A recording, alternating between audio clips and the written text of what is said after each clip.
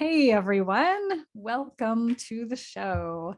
I am here today with a lovely guest, Jennifer Wolfe-Hagstrom. And Jennifer is in New Hampshire. I just discovered we were having a great conversation before I hit record. Jennifer's a licensed independent clinical social worker. She works with clients online in New Hampshire and Vermont. She's also a certified SoulCollage facilitator and brings this method into her work with therapy clients and the general public. And this is what I'm really excited to talk to her about today is SoulCollage and what it is and how it might be helpful for us. So Jennifer, welcome to the show, and maybe tell us a little about yourself. Thank you so much. I'm so happy to be here, Laura.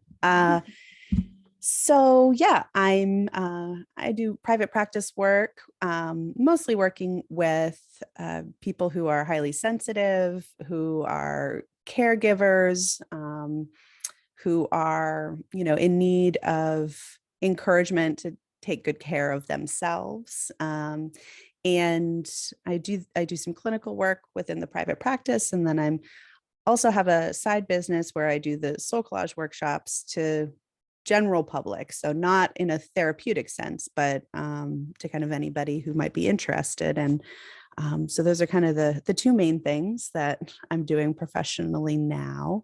Yeah. Love it. Thank you. I'm really excited about this conversation we're going to have. And maybe you can tell us, I'm curious, how did you discover SoulCollage and how did it come into your life? Yeah. So I was working at a group practice, and we just all focused on different types of creative, expressive therapies. And my supervisor at the time was a SoulCollage facilitator and introduced me to it. And also started kind of coaching me with how to integrate it into my individual work with clients. And I just I couldn't get enough.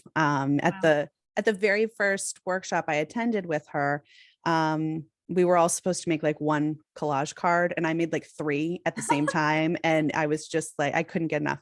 And so then I just kind of kept using it and wanted to learn more. And so I kind of went through all the steps needed to get ready to go to the facilitator training. And then I did that, and then it's just kind of kept going from there. Awesome. Well, it's really clear in just talking to you that it really speaks to your spirit, and it feeds you. And so yeah, I'm really excited to learn more. So maybe we can start out. Let's just jump in from the basics. What is SoulCollage? Good question. Yeah. So I mean, the name isn't necessarily completely self-explanatory, but a little bit. Like it's collage work that you do, and it is really centered around soul work as well.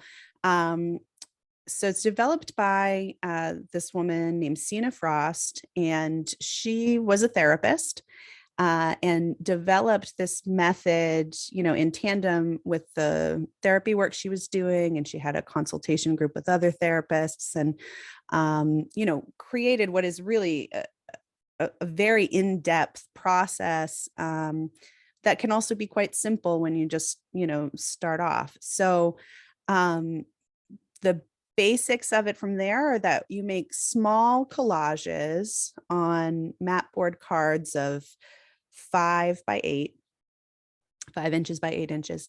And each card then represents a different part of yourself, your community, your world, your universe.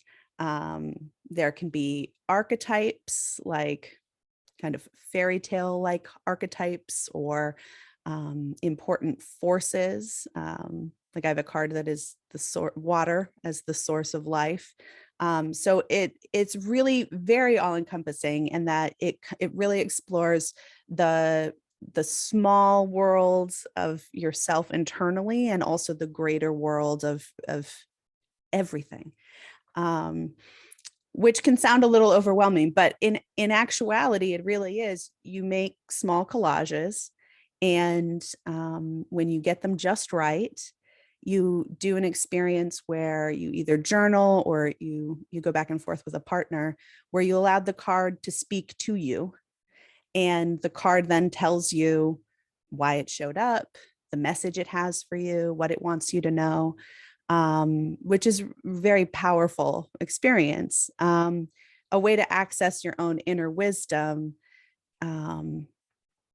in a way that you maybe wouldn't be able to so quickly if you didn't have the whole process.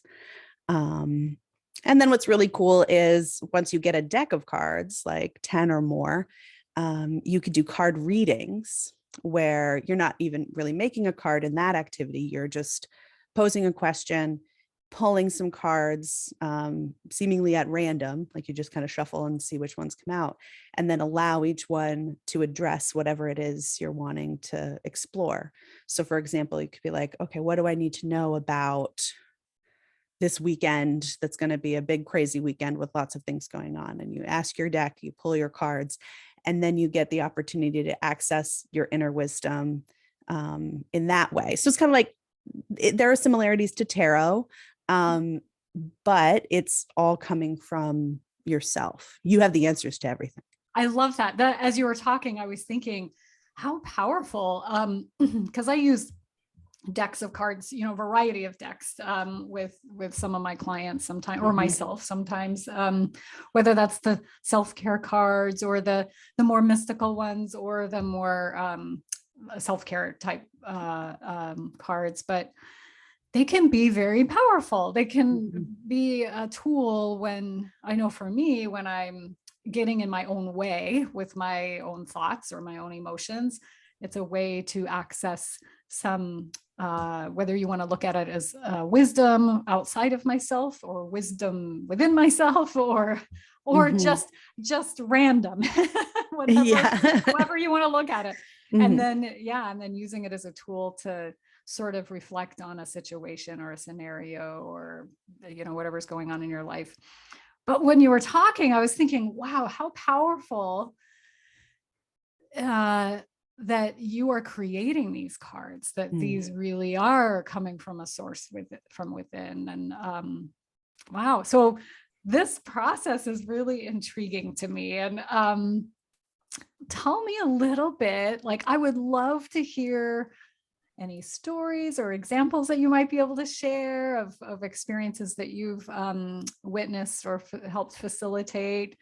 So I'll let you go from it. And then also specifically, how can these cards, like how would a caregiver utilize these cards? What would be some scenarios that they might choose to use them? And I realize as I'm asking that, I'm asking two questions, and already in your description, there's a process of creating, and then there's a process of using them ongoing too. So yeah. And so like when you create the card, ideally you would process it at first to be like, who are you?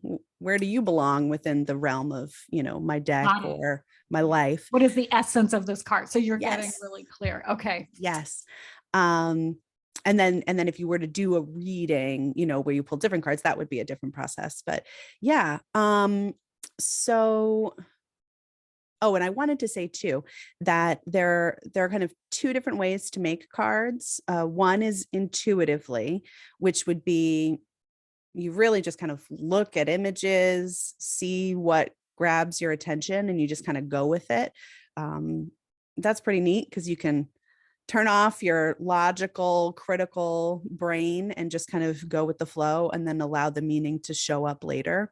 And then you could also do an intentional making of a card. So for example, I wanted to make a card to represent one of my cats. And so that was very intentional. I was getting pictures of my cat in particular and finding things that went along with that. And so that was a more intentional card. So anyway, I think that I like to use examples, most currently. So actually I did a reading right before we started. And so I pulled some cards. I'm going to get them here. Thanks. This is great. I'm excited to hear your process, learn a little more about your process. Yeah. So yeah, I just kind of thought, who's going to be here supporting me as I do this interview today. These things can be kind of anxiety provoking. So I wanted to feel grounded. The first card that came up for me was my Wild Woman card. Oh, that's beautiful. So I realize folks are on a podcast. Yeah. Someday, I hope to have these videos so people can see, but let me describe, or actually I'll let you describe the card. Okay. So there's a large moon at the top of the card. And then underneath it, there are three figures, feminine presenting, wearing white dresses. They have some face paint on. They're holding flower bouquets and have flower crowns, and they're kind of dancing in a kind of ceremonial type way. It's a beautiful card. Thank you. So this card today to me was saying, remember all of the facets of yourself that are just innately part of you. Like, connection to the natural world and also this, wild inherent part of all of us. So that was my Wild Woman card. The next card that I pulled was my Determination card. Oh, that's a great card. Okay, describe that. So yeah, it's got a few images here. There's a train coming down a train track. And there's a very determined looking feminine presenting person with the hands on hips standing right in front of the train with a red shirt, just kind of staring right into the camera, very determined like. And then there's also this picture of a chimpanzee face close up on the eyes and the nose and just really intently staring also at the camera. And this card today was saying, remember how strong you are. Remember how you bring your determination with you wherever you go, and you figure out a way to push through even difficult things. Love it.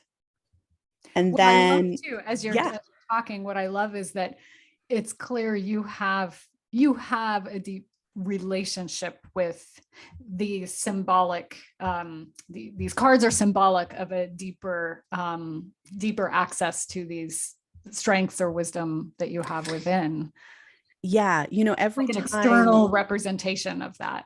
Yeah, well, and that's the power of it, that I use a lot in therapy with clients, is that you're externalizing these parts of it yourself that you've always had inside or you knew about inside, but you didn't necessarily understand how they were different than the other parts or what their individual strengths were, things like that. So yeah, the externalization is very helpful. And every time you have an interaction with the card, you're building that relationship with it. So, as you're saying, the deep connection, like, yeah, every time I've pulled any of these cards, I've strengthened the relationship I have with them. And so some of my older cards, I have a stronger relationship with than some of the newer cards. But yeah, because you make them, they become a little sliver of your soul. And yeah, very significant. Yeah. I love that, Jennifer. Yeah. Thank you. So yeah, then I'll share one more, which is my mischievous card.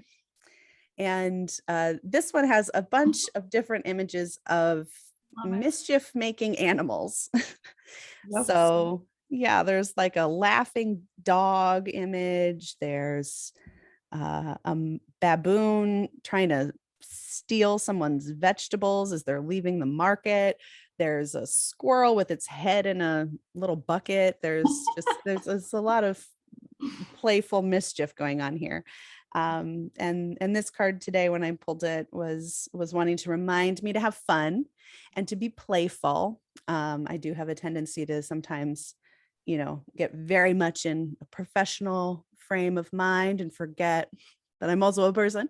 Yeah. I also like to play, can also be playful. So, yeah. And sometimes when I do a reading, if I do it at the beginning of the day or for a particular activity or something, I like to have them close by. So they become little touchstones, little anchors, and also visual reminders. So, as I'm propping them up here in front of me, I can, clearly see, oh, right, my determination is still here. And oh, yeah, I'm still this, inherently nature-based being, and I can be playful. That's just an example of what I did today.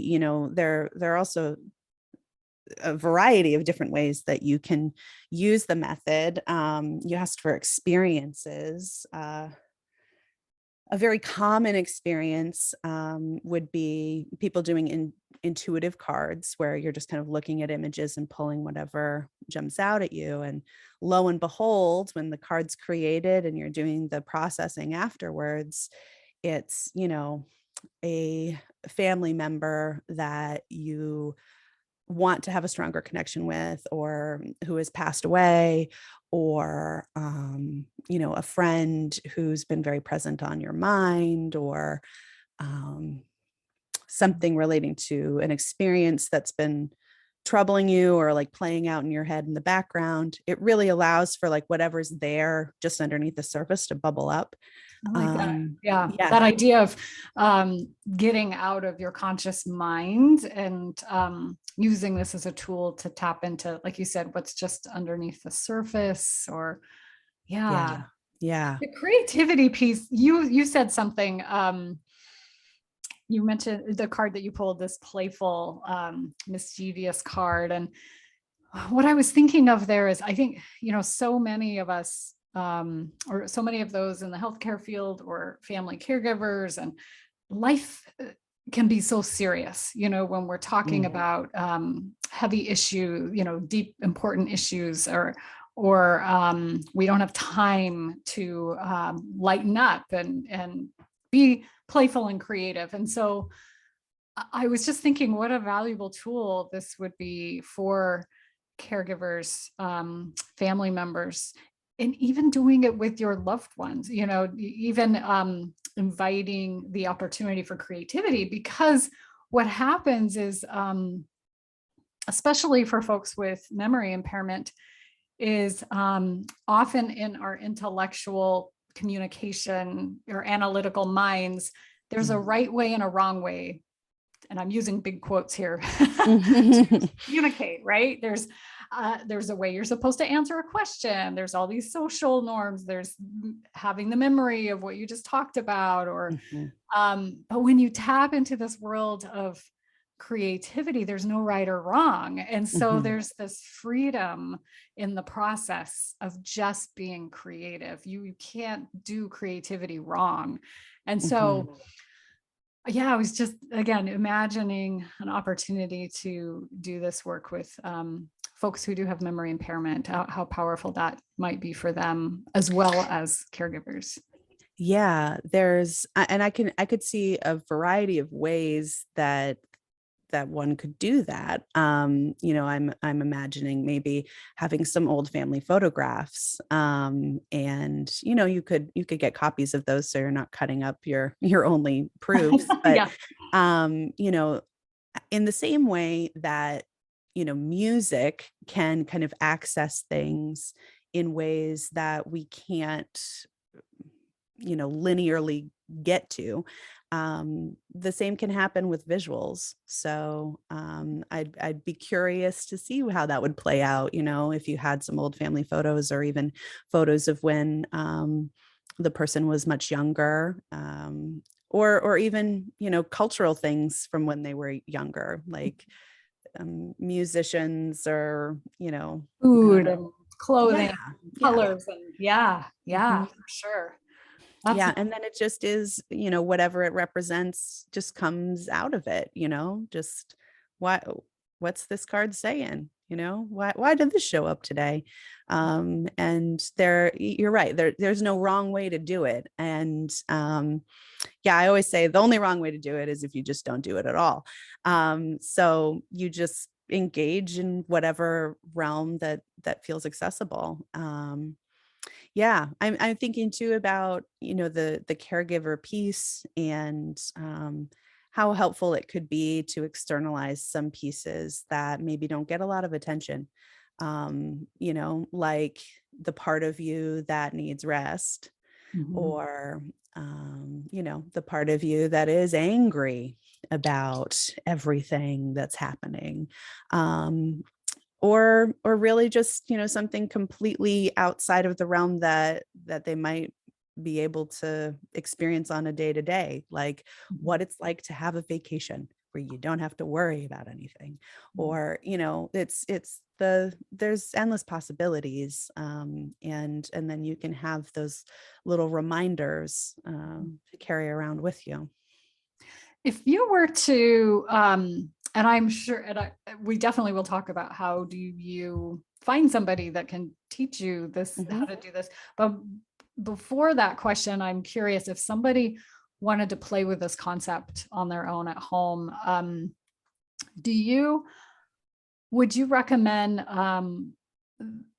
that they, and again, I know there's no right or wrong way to do it, but just to get them warmed up, is there like a certain model that they could follow, like Mhm. start out by creating these types of cards and find the images Mhm. that might match, or yeah, Mhm. what are your suggestions there? So I would say the I think the most concrete thing to do would be to find access to Sina Frost's book Soul Collage Evolving. Um, Everything about the whole process is in here. There's maybe more information than you could ever imagine in there. And it really kind of clearly outlines, these are the different suits of cards, and here's a list of possible archetypes, and examples of cards are in there as well. Yeah, I mean, bare bones down to it, you really just need something that's 5 by 8 that you can stick other images onto. And then to make it fully soul collage would be to process it. And the soul collage phrase that you'd start off with processing is "I am one who." Ooh, I like that. So Okay. that is specific to soul collage. Um, so you'd ask the card to tell you, I am one who is determined. I am one who will never give up. And you'd start there, and then maybe, what else should I know today? Like, why did you Oh, show up today? And yeah. allow for that. There is so there are a few things important for me to note. So one being that Soul Collage is a trademarked process. And so with that, if you want to do any type of formal facilitation, you need to be a certified facilitator, which would mean you go through the steps. You can find all the steps at soulcollage.com, Perfect. which is, yeah. Do you have to be do they require someone to be a therapist, or can anybody become a facilitator? Yeah, you don't have to be a therapist. When I did my training, there were a fair amount of therapists there, but there were also people that were, life coaches. There were people that were really just interested in it and wanted to learn more. There were some people that wanted to integrate it within their faith community, or they worked somewhere where they had the access to do some group work, and they wanted to apply it there. So no, you don't have to be a therapist. Yeah. So all of the breakdown of how to become a facilitator you can find online. And then Soul Collage cards are not to be bought or sold or traded, because they're yours. And another thing to note is since we're collaging, we're using images that other people have created. We're honoring the fact that they've created these images for us. And then there's, of course, all of the copyright laws that go around all of that. So that's another piece of not, trying to make money off of the artistic expression of others. So, right. Workshops are, since the pandemic, there's been a big shift to online. And so there's now an online platform. It's the world of SoulCollage.com. And there's a link from SoulCollage.com to get there. So if that's too much to remember. I'll put it And in it's a whole, what's that? I'll put it in our show notes. So Great. folks can find it. Yeah. On there, ton of information. You can find workshops that are happening online all over the world. There are facilitators like all over the world. Things happening in different languages. There are a lot of free workshops that are up on there. But really the workshop experience, I think it would be the richest way to really, try it out. Because you'd have somebody there that knows about the method that would guide you through. And with all of the access to technology these days, it's very accessible to find, just the right thing that you might be interested in. Nice. How long is a workshop? Like if somebody, is it so or... like any facilitator would design them the way that they do. So for example, I'm going to be doing an introduction series coming up in July. And what I found works best is, a few weeks in a row, 2 hours each time. And that's a series. If you were doing a one-off, it could be like half a day, whole day, couple hours. It really kind of depends. So you can kind of find whatever might fit the amount of time that you have. When you were talking about the book and how it has all this information about how to think about using them and how to use them, one of the things that you had said was to prompt people that there's a list of archetypes or and what I was thinking is, because a lot of times, and I'm kind of making a generalization here, a lot of times family caregivers are in a state that they're pretty burned out, and it can be really hard to tap into the creative side when you're so burned out. And so having that list of sort of prompts to get someone going that direction, I could see would be really helpful, because trying to come up with those on your own, when you don't have the wherewithal to go to that place within, I think could be really helpful. So yeah. And I would add on to that to say that, the way that I start every workshop that I do, or any experience that I do, is an intuitive card making, because that really is something that anyone can do. All of this is something anyone can do, but I like to lay out a bunch of different images on one surface, and then you just scan it, and whatever catches your eye, you grab that one, and you don't think about it. You just grab it. And then you'd look at it, see if it maybe needs one other thing. And then maybe you'd look again. Does anything else catch your eye? Grab that one. Okay, this is how these go together. Here we go. Then worry about what the card means or what it represents or whatever like that. I find that to be the fastest way to jump in, because I think there's also the meaning will just arrive. It's already there. Trust part, right? This is, yeah. See, I could see that would be challenging for me, is to just not go in with an intention of the meaning, but to allow the images to come to me. Yeah. There's definitely some letting go that can be tricky in maneuvering that at the beginning. At the same time, I think there can be a lot of comfort there in knowing that you're going to do this thing that's going to be, enjoyable, and you don't have to worry about it. Yeah. Like, you can just let it happen.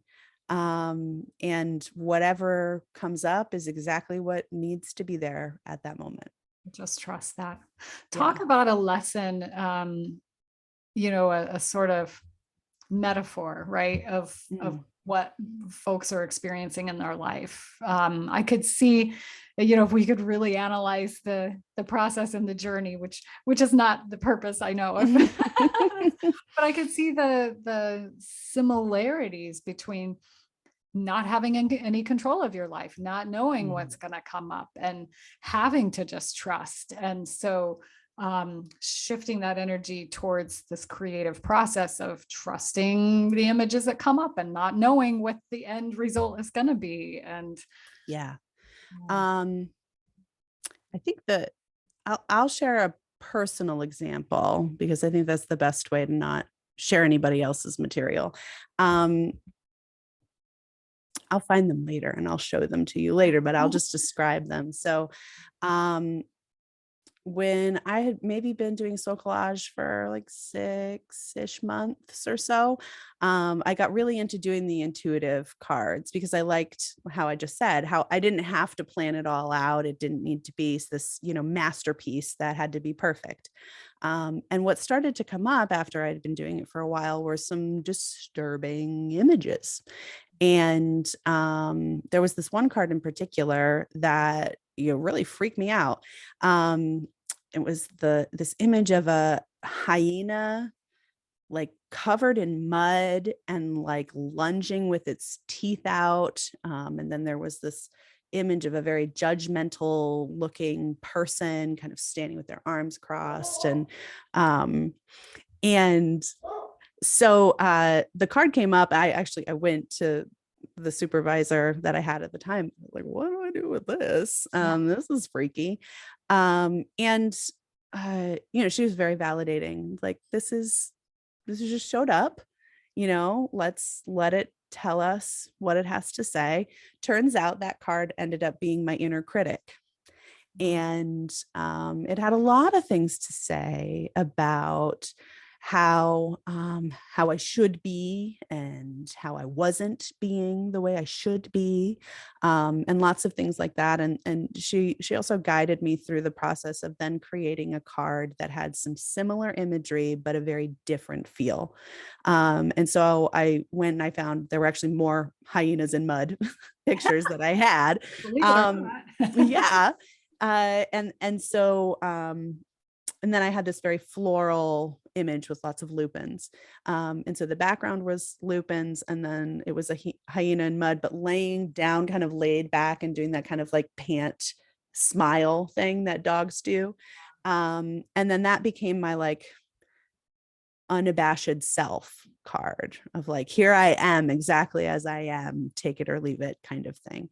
And I think at that point in time for me, there was a lot of criticism going on internally. I was trying to be very professional at this new job that I had, doing something that I hadn't really done professionally before. And it's interesting now too, because as time has gone on and I've developed my relationship with this inner critic card more, when it shows up now, it has very different things to say than it did when it showed up before, which is also why you want to do the processing, when you do the readings, like the day that you do them, because it could be different Because on it a could be different different. day. Right, Yeah. right. Oh, I So love that, yeah, they don't always say the same thing. Mhm. They might show up and have something else to say. So, as time has gone on, when the card shows up, it very harsh at the beginning, very cruel, and slowly over time has started to say like, hey, remember Mhm. that I'm going to say these things, Mhm. and have an idea of how you're going to respond to that, and then slowly shifting to like, hey, remember when you used to beat yourself up like this? Like, we don't do that anymore. Yeah. So yeah, I think that's I love it. uh I love that description because you trusted the images, you made the card, and then there was a big question, what the heck is this about, what, mhm, and you listened to that, you got curious about the meaning behind it, and then the meaning became very clear. mhm, And then you were able to work with it. This is what I love about working with the subconscious realm, is the realm of the subconscious is often rules all of our decisions and all of our emotions, and we don't understand it. We just feel it. And so I love the idea of the soul collage being an externalization of whatever's happening in the subconscious. And so once you can externalize it and give it a form, something to work with, then you can talk to it and not manipulate it, but to understand it and work with it. And then it shifts. That was just a beautiful example of of letting the card talk to you and learning from that, and promoting healing or shift from that.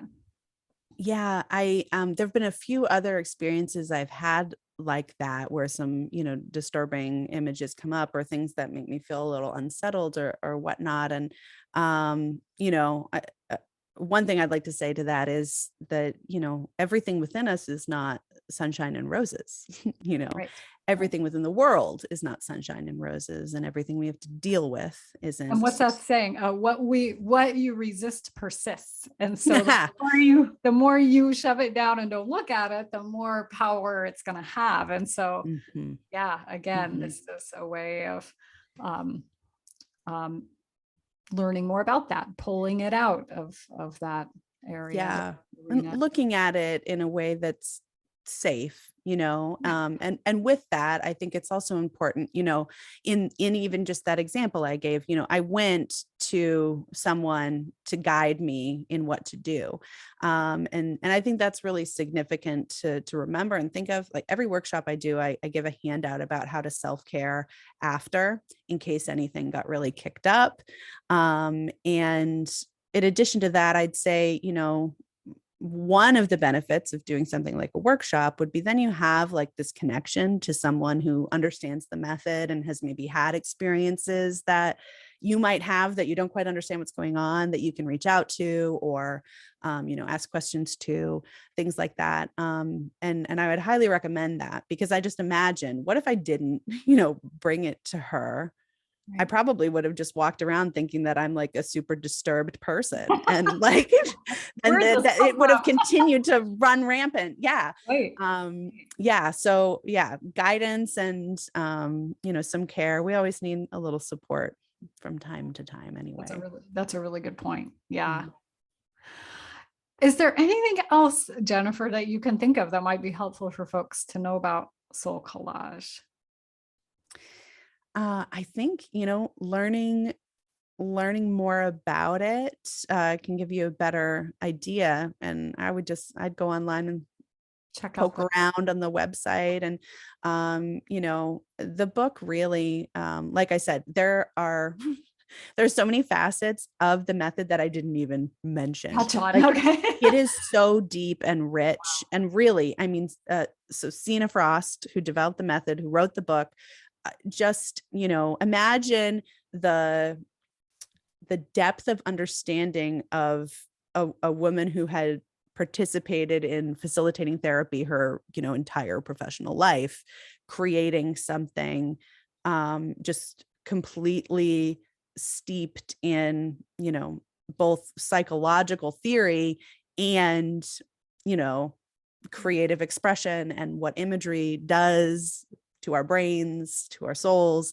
There are so many different facets of it that would be overwhelming for me to go into. I love the points that you brought up, and I can only imagine the possibilities when you're tapping into that realm of creativity and the subconscious and imagery, and the potential for understanding and healing and support as you move through your journey, right? Really. Yeah, that's great. Thank you so much, Jennifer. I was not familiar with Soul Collage. While I do have some experience with some cards, but I love this concept and this idea. So I'll definitely be checking out the book and the website too. So I'm so glad that I got to share. I mean, it really is. This is a very important part of my life. I have my deck and I bring it with me whenever I go for an overnight somewhere, or it's really facilitated a lot of richness Mhm. in my connection with myself and the Good world. stuff. Yeah, Yeah. that's what's beautiful about this is it's really about you tapping into your own inner wisdom and inner strengths and tools. So tell us again the website and the name of the book. I will definitely put it in the show notes, but just to let folks know. Yeah. So the book is Soul Collage Evolving, and that's by Sina B. Frost. And the website that you could get to everything else from was soulcollage.com. World of Soul Collage is the platform I was talking about. If you're interested in the workshop series I have going on, or any other thing that I might be doing, you can find all of that at kindnesscorner.com. And there are links there to my therapy work, but also my creative, expressive work with the workshops and things like that. So I Great. invite anybody who's curious to join me. Are you offering any of your workshops online then? I'm offering all of my workshops online right now. So this one coming up in July, it's going to be 6 Monday evenings. Well, evening for me, Eastern daylight time. Yeah. I'm